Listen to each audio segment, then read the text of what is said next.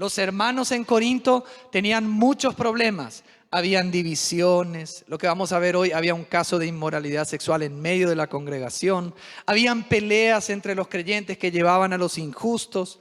Había abusos en la cena del Señor. Habían dones, pero no se usaban bien. Por ende era una iglesia realmente, hermanos, que no es un ejemplo, la iglesia en Corinto. Nosotros agradecemos al Señor por esta carta, porque a través de esta carta podemos aprender varias cosas para nuestros días y para que seamos una iglesia como el Señor quiere que seamos. Tenemos que aprender de los errores de los demás. Dice que inteligente es el que aprende de sus propios errores, pero sabio es el que aprende de los errores de los demás. Ese es el sabio. No necesariamente tenemos que cometer los mismos errores para poder aprender. Así que el Señor nos deja en su palabra estos ejemplos para que los veamos, los examinemos y no cometamos nosotros los mismos errores. El primero de los problemas que Pablo trata en los primeros capítulos, ¿cuál es? La división. Nosotros creemos en un Dios que es uno en esencia, pero subsiste y existe en tres personas. Por ende hay una armonía, hay una relación perfecta entre el Padre, el Hijo y el Espíritu Santo. Y nosotros vemos incluso en las primeras páginas de la Biblia cuando Dios dijo: hagamos al hombre a nuestra imagen, a nuestra semejanza. Por ende Dios es uno, pero Dios es uno que existe en una relación trinitaria: el Padre, el Hijo y el Espíritu. Y esa relación, hermanos, es una relación perfecta, es una relación de armonía, es una relación donde no hay mancha, donde no hay interrupción. Y eso es lo que el Señor quiere que también exista en su iglesia. Así como Él es uno y perfectamente unido con el Padre, el Hijo y el Espíritu Santo, así también Él quiere que en la iglesia seamos uno para expresar su carácter. Por ende, lo primero que trata el apóstol Pablo es la división. Algunos hermanos estaban diciendo en la congregación: yo soy de Pablo, yo soy de Pedro, yo soy de Apolos. Y empezaban a dividirse entre ellos. Y entonces Pablo lo primero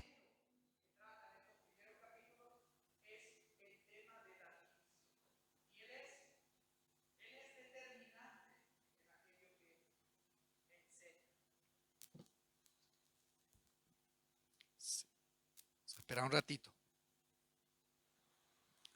Sí. Él es contundente en aquello que está enseñando. ¿Por qué? Porque este primer problema de la división no solamente era el problema primero en orden, sino era el primer problema también de importancia. Pero Pablo termina este tema del problema al capítulo 4 de la división. Y nosotros vemos que Dios no solamente tiene una relación perfecta de unidad en sí mismo con el Hijo y con el Espíritu Santo, sino que también Dios es un Dios santo. Hermanos amados, cuando uno estudia teología, empieza a estudiar el carácter de Dios y empieza a estudiar los atributos de Dios. Y Dios es omnisciente, todopoderoso, justo, pero una de las cosas que más se enfatizan cuando se estudian los atributos de Dios es la santidad de Dios. Dios es 3 veces santo. Y santo, hermano, significa, como sabemos, totalmente apartado de todo mal, de todo pecado, de toda inmundicia. Y como Dios es un Dios santo, Él quiere una casa santa. Él exige que su casa pueda expresar esa santidad. Y por ende, ahora trata el tema del pecado en la iglesia. Hermanos, están conectados estos dos problemas: la división con el problema del pecado y la disciplina del capítulo 5. ¿Por qué? Porque ¿cómo vamos a ejercer disciplina en la iglesia si estamos divididos? ¿Cómo va a ser posible que si estamos divididos entre nosotros podamos hacer como iglesia la exclusión de algún miembro del cuerpo de Cristo por causa de un pecado? Por ende, la disciplina en la iglesia que se trata en el capítulo 5 está directamente conectada a la unidad. Y Pablo ruega en el primer capítulo que ellos sean de un mismo sentir, de una misma manera de pensar, de un mismo pensamiento, porque eso va a ayudar a que cuando haya disciplina en la iglesia y se tenga que actuar de tal manera que vamos a leer, prepárense porque son palabras fuertes, Eso se puede hacer corporativamente. ¿Cómo ataca el problema de la división? El apóstol Pablo lo ataca a través de exaltar la obra de Cristo, el Evangelio, diciendo que Cristo es poder de Dios y sabiduría de Dios. Y de la misma manera, nosotros vamos a ver hoy que el apóstol, en ese mismo sentir de la sabiduría divina, trata el problema de la disciplina en la iglesia. Vamos a leer los primeros 5 versículos. Dice así el apóstol Pablo. Él, al culminar el capítulo 4, hablando de que iría a ellos con vara o con amor y espíritu de mansedumbre, comienza el verso 1 diciendo: se ha sabido que hay entre vosotros fornicación, y fornicación cual ni aún se nombra entre los gentiles, a tal extremo que alguno tiene a la mujer de su padre. Y vosotros estáis envanecidos. ¿No debieras más bien lamentarlo y haber quitado de en medio de vosotros al que cometió tal acción? Ciertamente yo, como ausente en cuerpo, pero presente en espíritu, como si estuviera presente, he juzgado ya al que tal cosa ha hecho. En el nombre de nuestro Señor Jesucristo, reunidos vosotros y mi espíritu, con el poder de nuestro Señor Jesucristo, el tal se ha entregado a Satanás para la destrucción de la carne, a fin de que el espíritu sea salvo en el día del Señor. Hasta acá la primera parte. Palabras no fáciles de digerir, ¿verdad, hermanos? Fuertes. Y cuando uno se encuentra con estas frases, tiene que tratar de darle el peso necesario que corresponde a estas frases. Pablo comienza diciendo que se ha sabido que hay entre vosotros. En otras traducciones dice, se dice en todas partes. La idea que dan las traducciones es que probablemente este caso de fornicación en la iglesia no era sabido solamente en la iglesia local, en Corinto, sino que también se salió a la comunidad donde ellos vivían en la ciudad, e incluso ya otras iglesias sabían. O sea, todo el mundo se enteró que en la iglesia en Corinto había uno que estaba con la mamá, con la esposa de su papá. Tenía una relación amorosa con la esposa de su papá. No se sabe si su papá, en este caso, estaba muerto o no. Es probable que esta persona estuviese conviviendo,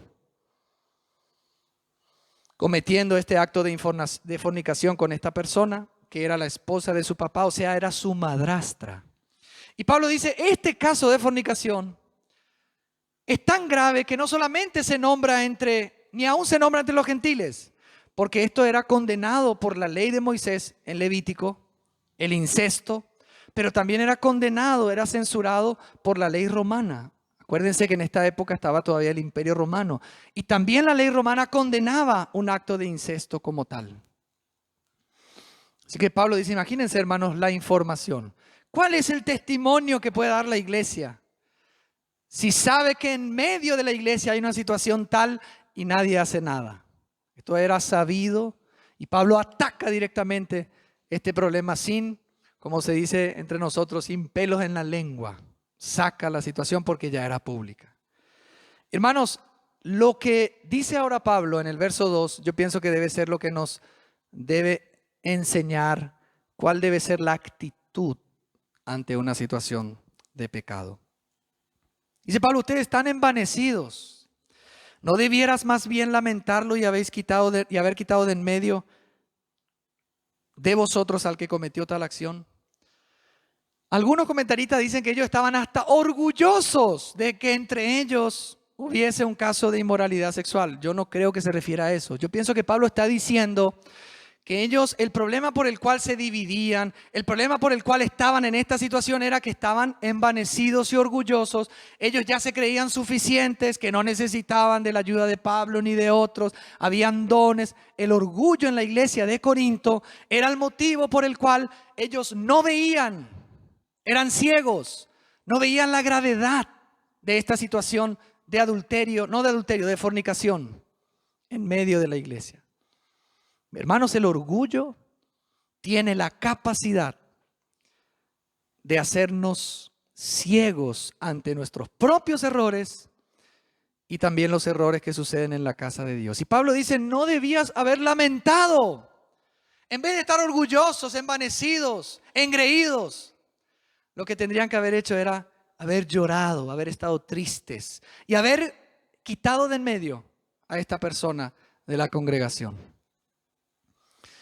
Hermanos, la actitud, la reacción que nosotros tenemos ante una situación de pecado en la iglesia muestra realmente cuál es nuestra condición delante de Dios.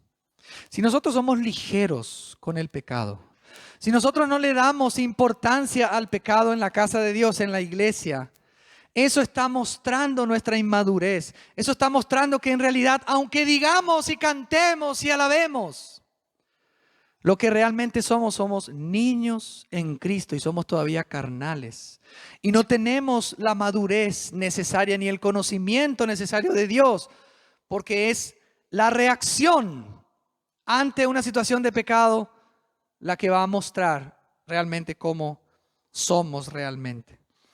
Entonces la actitud de los corintios fue mala. Él le corrige, debían haber lamentado esto y haberlo quitado de en medio. O sea que no solamente tenemos que lamentarnos porque en la casa de Dios a veces hay pecado, sino también debemos actuar, no tolerar. ¿La fornicación era grave? ¿Este pecado era grave? Sí, era gravísimo. Pero Pablo está diciendo que no solamente era grave la fornicación, sino que era grave el tolerar esa fornicación sin confrontarla, sin lamentar primeramente por el pecado y sin actuar en favor del testimonio de Dios. Hermanos, a veces nosotros mismos somos los culpables de que el testimonio de Dios sea manchado en la comunidad, en la familia, en el vecindario, en la escuela, en el trabajo. Y nosotros deberíamos ser celosos de Dios, de su santidad, de su gloria, y no tolerar y ser juiciosos con nosotros mismos y con el andar de manera íntegra delante del Señor.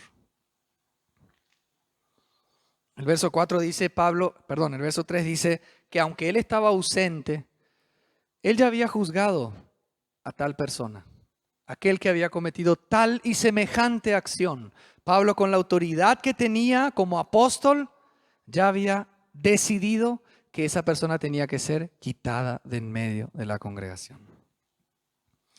Y él dice en el verso 4 que cuando ellos se reunieran, Pablo iba a estar con ellos en el espíritu.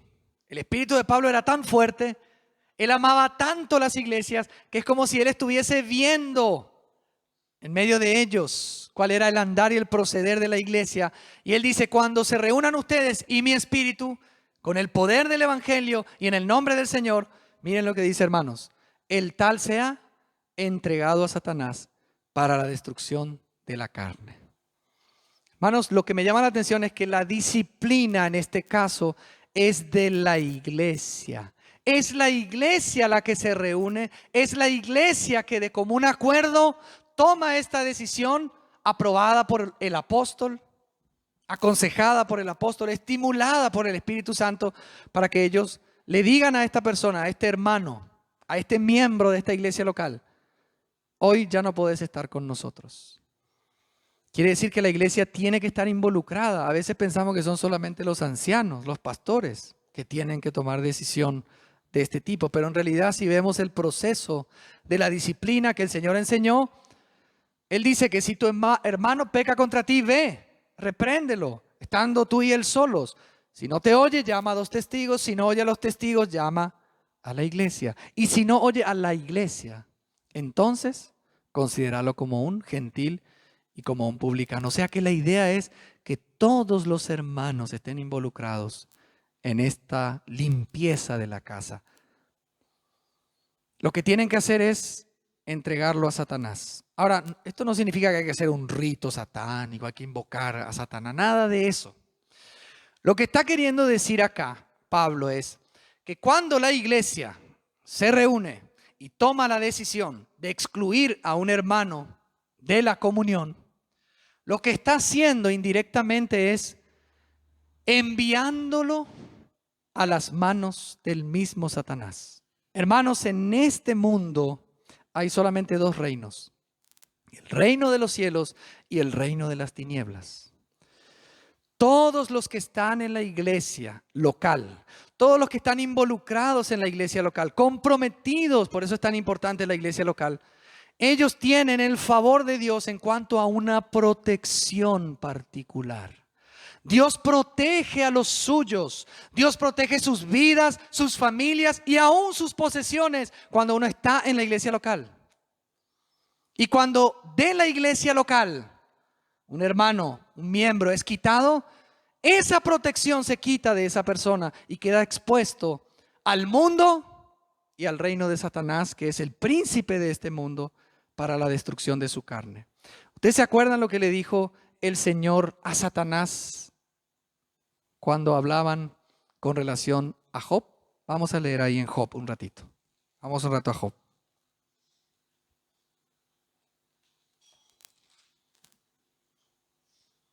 Job 1:8 dice así: Jehová dijo a Satanás, ¿no te has fijado en mi siervo Job, que no hay otro como él en la tierra, varón perfecto y recto, temeroso de Dios y apartado del mal? Respondiendo Satanás a Jehová dijo: ¿acaso teme Job a Dios de balde? ¿No le has rodeado de tu protección a él y a su casa y a todo lo que tiene? Miren, hermanos, lo que Satanás le dice a Dios acerca de Job. Claro que es justo, claro que es bueno. Lo rodeaste con tu protección, no solamente a él, sino también a su familia, y no solamente a su familia, sino también a todo lo que él posee. Esa es la protección que cada miembro del cuerpo de Cristo de una iglesia local tiene cuando está comprometido con el Señor y con la iglesia. Por eso, hermanos, qué difícil es la vida para el cristiano llanero solitario, para el cristiano que no tiene compromiso con la iglesia, para el cristiano que piensa que puede obtener la protección y la bendición de Dios sobre él, su familia y sus cosas, estando lejos y apartado de la iglesia. Es terrible, hermanos. Por eso cuando Pablo dice, reunidos vosotros y mi espíritu, el tal sea entregado a Satanás para la destrucción de la carne. Algunos entienden con esta frase destrucción de la carne para que los apetitos pecaminosos de su vieja naturaleza cedan y él pueda ser presentado de una mejor manera, aprobado, salvo su espíritu delante del Señor en el día de Cristo. Y es muy respetable. Yo personalmente creo que aquí se está refiriendo a algo físico, algún trato que Dios en su soberanía permite que Satanás toque la vida de esa persona en su cuerpo. La destrucción de la carne probablemente se refiere a una enfermedad, probablemente se refiere a una debilidad y hasta la muerte física de un creyente como consecuencia de su pecado y de no haberse querido arrepentir de su pecado. Es terrible, hermanos, quedar expuesto a la disciplina de la iglesia. Ustedes saben, hermanos, que en Mateo capítulo 18, cuando termina el Señor de dar indicación acerca de la disciplina, dice: todo lo que atéis en la tierra será atado en los cielos, y todo lo que desatéis en la tierra será desatado en los cielos. Esto quiere decir que cuando la iglesia, de común acuerdo y en el nombre del Señor y con el poder del Espíritu Santo, excluye a un hermano de la congregación, eso hace que ese hermano esté atado por la iglesia y por los cielos. Y hasta que la iglesia no lo desate, él no queda desatado, ni en los cielos. Terrible la responsabilidad que tenemos como hermanos. Amén. Ahora, hermanos, tenemos que equilibrar y traer el equilibrio bíblico a la disciplina de la palabra. ¿Cuál es el objetivo de la disciplina? vengarnos de ese hermano, castigarlo y disfrutar haciéndolo, exponiéndolo a la destrucción de la carne por mano de Satanás? ¿Ese es el objetivo de la iglesia? No.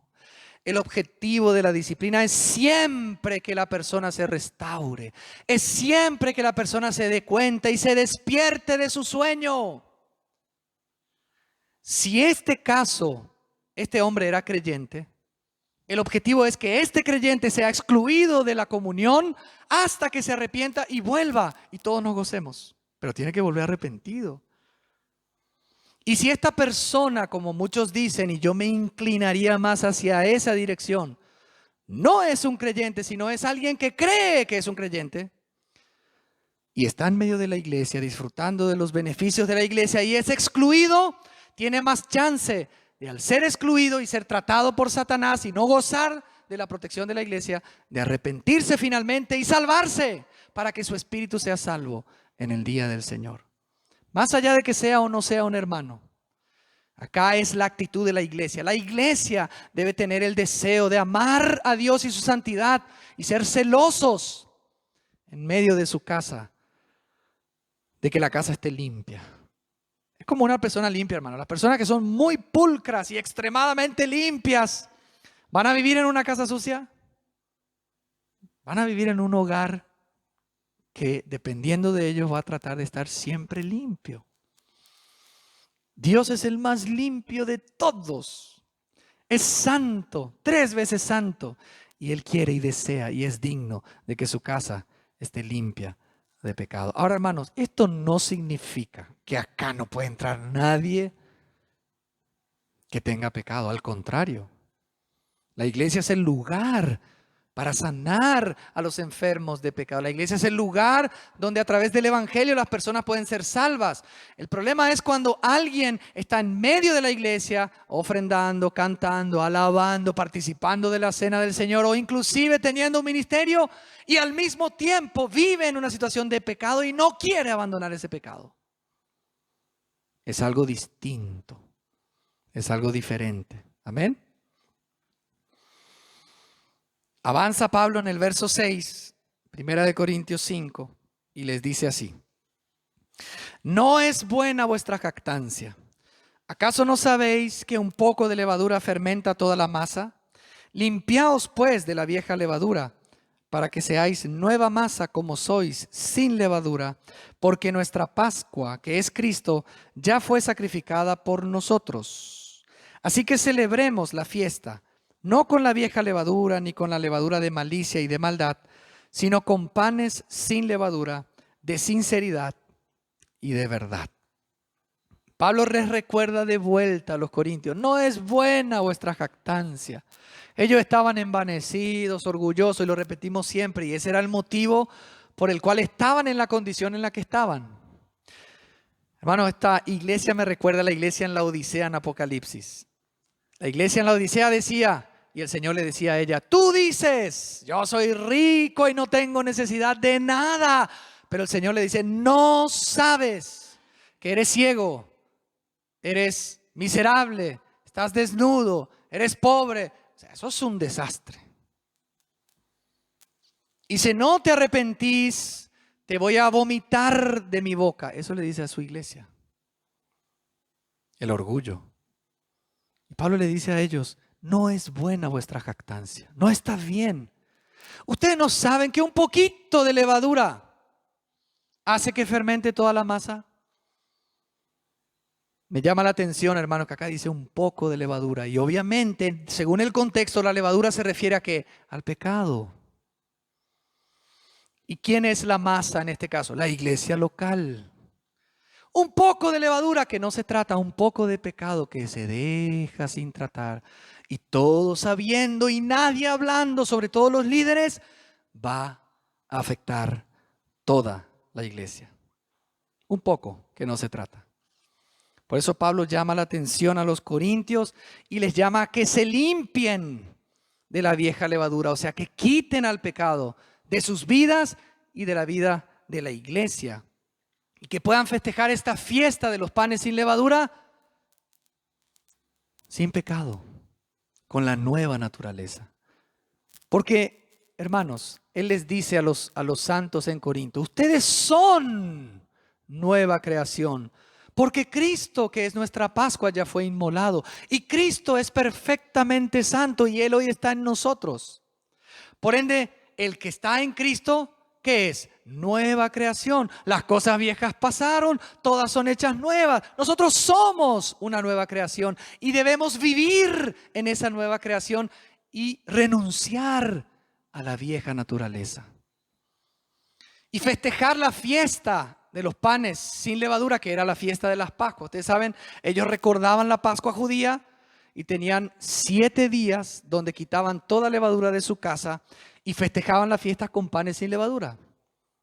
También nosotros, hermanos, por medio de Cristo hemos sido introducidos a esta fiesta que es la vida de la iglesia. Pero se nos llama a vivir esta fiesta, o sea, estos 7 días que representan todo nuestro peregrinar en la tierra, esperando al Señor, sin pecado. Hermanos, debemos buscar la santidad.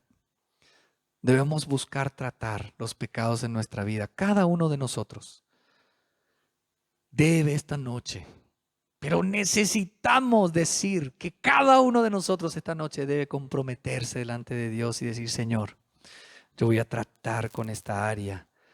Voy a negarme a mí mismo en esta otra área que estoy perdiendo. Voy a tomar medidas contra este pecado que me está ganando, porque afecta no solamente a mi vida, sino a la vida de la iglesia y aún la de mi familia. Nosotros estamos llamados, hermanos, a santificarnos. Y para eso, por ejemplo, se pueden tomar medidas como no ir más a ciertos lugares, no ver más ciertas cosas que me perjudican, no estar más asociado con ciertas personas que me llevan a enfriarme y apartarme del Señor, no tener más, si mi problema es, por ejemplo, ver cosas que no debo ver, televisión en mi pieza. Ciertas cosas prácticas. Empezar a orar para que el Señor me dé un compañero de oración donde yo pueda rendirle cuentas de cómo estoy viviendo mi vida privada con mi esposa, con mis hijos. Hermanos, esto de vivir la fiesta con la nueva levadura, amados hermanos, es intencional. Celebremos la fiesta no con la vieja levadura ni con la levadura de malicia y de maldad, sino con panes sin levadura de sinceridad y de verdad. El Señor es digno de que vivamos de tal manera. Dice el verso 9 hasta el 13. Os he escrito por carta que no os juntéis con los fornicarios. No me refiero en general a todos los fornicarios de este mundo, ni a todos los avaros, ladrones o idólatras, pues en tal caso sería necesario salir del mundo. Más bien os escribí para que no os juntéis con ninguno que llamándose hermano sea fornicario, avaro, idólatra, maldiciente, borracho o ladrón. Con el tal ni aun comáis. Porque ¿qué razón tendría yo para juzgar a los que están fuera? ¿No juzgáis vosotros a los que están dentro? A los que están fuera, Dios los juzgará. Quitad pues a ese perverso de entre vosotros. Hermanos, habíamos dicho al comienzo de esta serie que el apóstol Pablo en realidad está escribiendo esta carta que es la segunda, porque él había escrito otra carta anterior que se perdió, y en esa carta él ya les estaba diciendo a la iglesia que ellos no debían ni aún comer, cuidado, ni aún comer con aquel que llamándose hermano sea un fornicario, adúltero, ladrón. Ahora, ellos habían malinterpretado esta indicación de Pablo y lo aplicaron al mundo. Ellos pensaban que ellos debían aislarse completamente de todos los fornicarios que están fuera de la iglesia, de todos los adúlteros, ladrones. Y Pablo le dice, pero eso es ilógico, es imposible. Tendríamos que salir del mundo. Dios no nos llamó a vivir una vida ermitaña, lejos de todo y de todo, sin tener contacto absoluto con el mundo. Al contrario, lo que el Señor quiere que es que seamos luz en medio de las tinieblas y sal para este mundo. Nosotros, la iglesia, los hijos de Dios, tenemos el sentido de la vida. Nosotros tenemos que dar el sentido de la vida y el sabor de la vida entre nuestros vecinos, familiares, parientes. Y hasta debemos buscar tener contacto con gente que no conoce al Señor para hablarles de Cristo y mostrarles cuál es la manera de que ellos puedan salir de la ira de Dios y conocer el Evangelio y salvarse. Ahora, uno puede decir, bueno, está bien, voy a hacer eso. Ya que la Biblia lo dice, voy a tener contacto con mis amigos, con el mundo, porque el Señor dice que no me tengo que aislar completamente del mundo. Y empiezan a acercarse al mundo y a tener contacto con la gente del mundo sin tener cuidado, sin ser prudentes, sin tener una fe fuerte en el Señor, sin tener una fuerte convicción, sin tener una buena base doctrinal, sin tener vida de iglesia. Y jóvenes, adultos, empiezan a distraerse en el mundo. Y vemos a gente que antes estaba llena del Espíritu Santo, se gozaba con las cosas del Señor, hoy muertos espiritualmente. No hay señales de vida porque se han apagado. Jóvenes que alzaban las manos, lloraban por el Señor, no veían la hora de predicar el Evangelio a la gente. Hoy están tibios, fríos, apagados, porque empezaron a tener amigos no creyentes, a estar con ellos y a hacer las cosas que ellos hacen. Y no siguieron el ejemplo del Señor. Hermanos, qué mal que se interpreta a veces al Señor. No, lo que pasa es que el Señor estaba con los pecadores. Claro que estaba con los pecadores. Pero no pecaba con los pecadores. Estaba en medio de los pecadores, hablándoles del reino, buscando el arrepentimiento de ellos. Si ese es tu objetivo para tener amistades con el mundo, gloria a Dios. Pero tened cuidado. Que el mundo es terrible, hermanos, y nuestra carne es débil. No nos confiemos en nosotros mismos. Hay veces que hay jóvenes que empiezan a tener una situación amorosa, sentimental, con una persona no creyente. Y después de pocos meses ya vemos el resultado drástico de esa relación. Hay veces que hay niños que son llenos del Espíritu, le damos un aparato celular y en semanas ya vemos que están apagados. ¿El celular es el problema? Sí, también el celular es el problema. Hay que tener cuidado lo que damos a nuestros hijos, porque después lloramos sangre. Y a veces es tarde. No podemos coquetear con el mundo. Yo estuve en el mundo. Yo sé lo que es el mundo. Y muchos de ustedes también. ¿Podemos jugar con el mundo? Al mundo tenemos que ir a hablarles de Cristo, llenos del Espíritu y cubiertos por la sangre del Señor, la mano del Señor. Y debemos llorar por nuestros amigos que hoy todavía están a ciegas y se están yendo al infierno.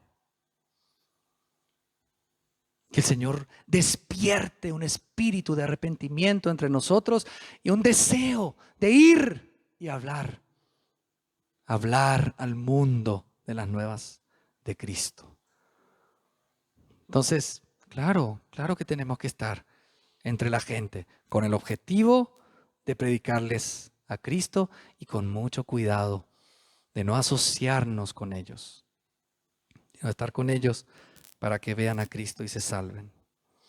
Pero sí, lo claro es, dice Pablo, que aquellos que llamándose hermanos, no sabemos si son hermanos genuinos o son cristianos solamente nominales y están autoengañados.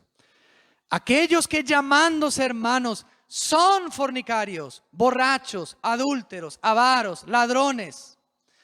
Con ellos, dice Pablo, ni aún comáis. Y algunos interpretan este texto como si fuese la Santa Cena.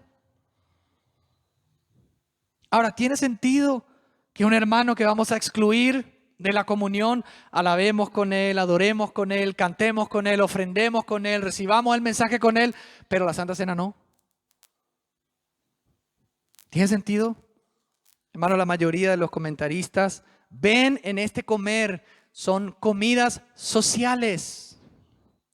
Ni aún te sientes a comer con aquel que la iglesia excluyó, para que esta persona entienda, se dé cuenta de la gravedad de su situación. Pero si no hay unidad en la iglesia y cada uno hace lo que cree mejor, como hay hermanos que son débiles, son frágiles, porque hermanos, generalmente cuando sucede un caso de disciplina en la iglesia, yo no sé si ustedes, muchos de ustedes lo vivieron, pero yo lo viví en un par de ocasiones. Generalmente los que son excluidos son las víctimas.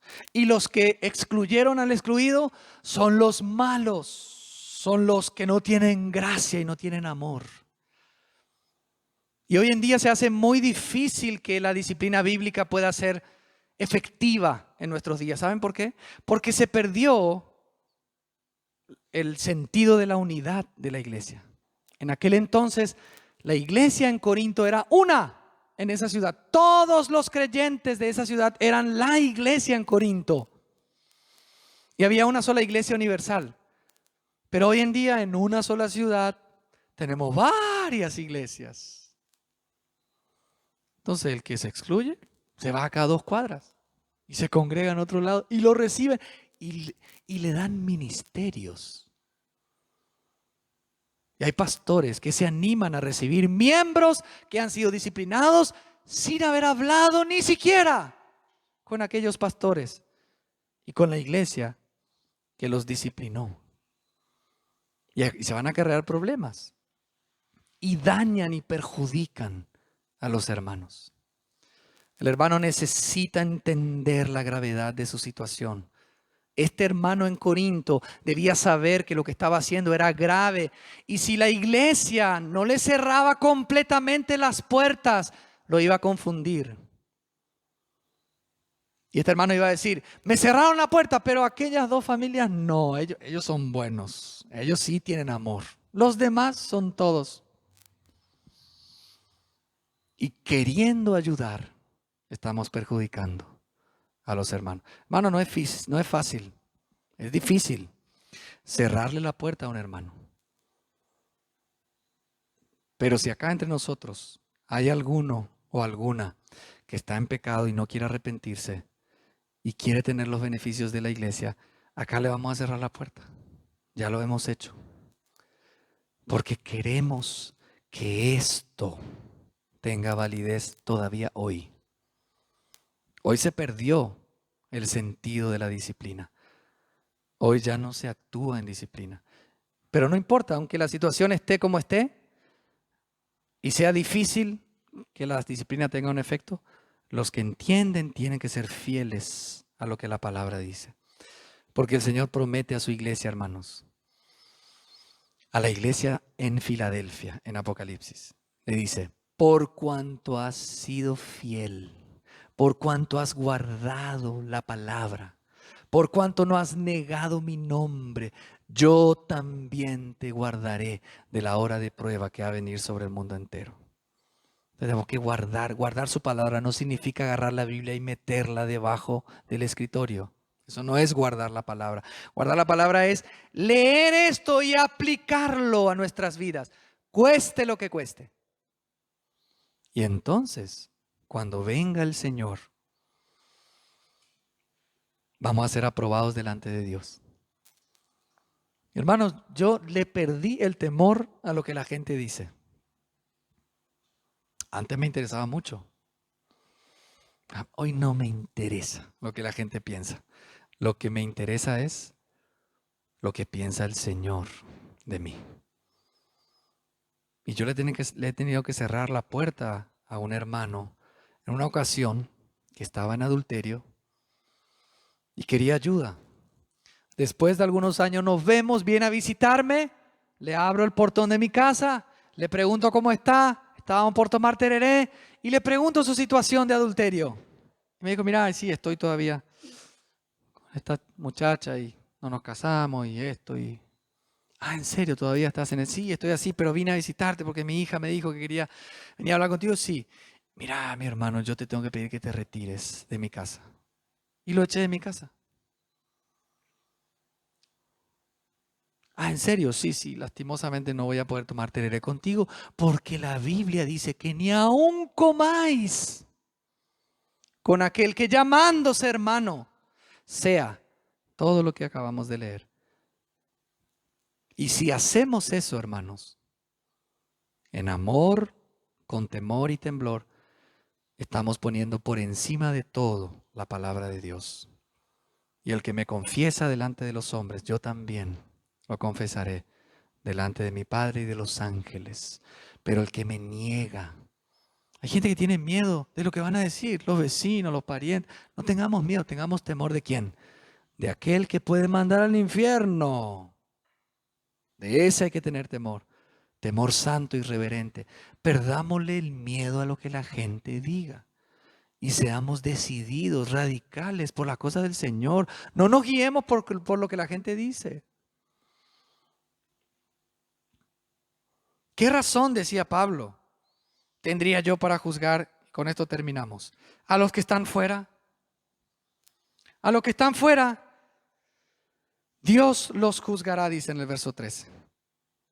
Pero ¿a quiénes tenemos que juzgar? A los que están dentro. ¿Ustedes se acuerdan que en el capítulo 4 decía Pablo, no juzguéis nada antes de tiempo? Parece una contradicción. El juicio del que está hablando Pablo en el capítulo 4 se refiere a las intenciones del corazón. Eso no nos corresponde a nosotros.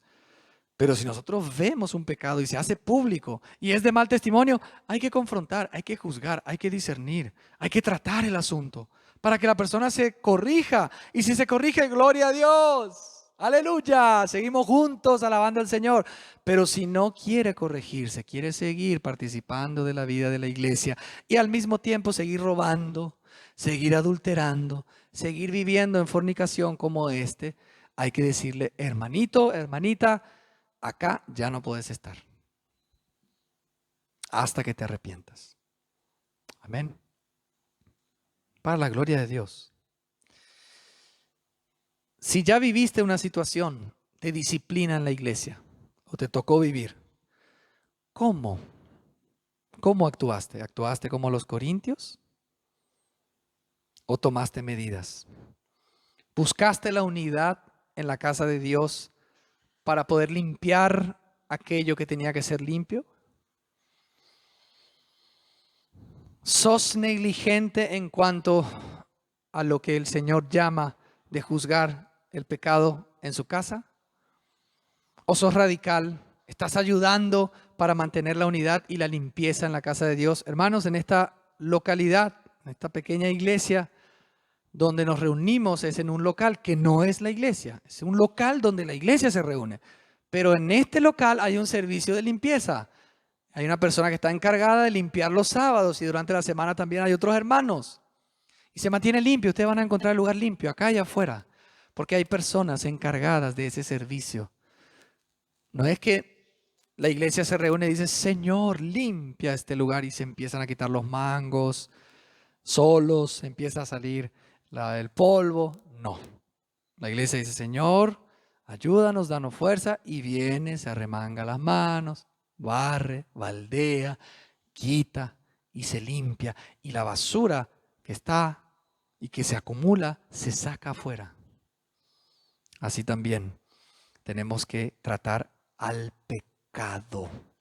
Pero si es un hermano, con el objetivo de restaurarlo. Y aun si es una persona que no es un hermano, con el objetivo que se salve. El objetivo siempre debe ser restaurar y recuperar a la persona para la gloria de Dios. Señor, te damos gracias por esta noche. Te damos gracias por tu palabra.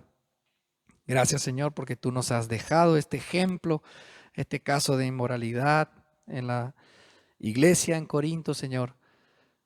Y gracias, Señor, porque podemos encontrar en estos pasajes, Señor, ese corazón de parte tuya de querer mantener tu casa limpia para no contaminar a los demás.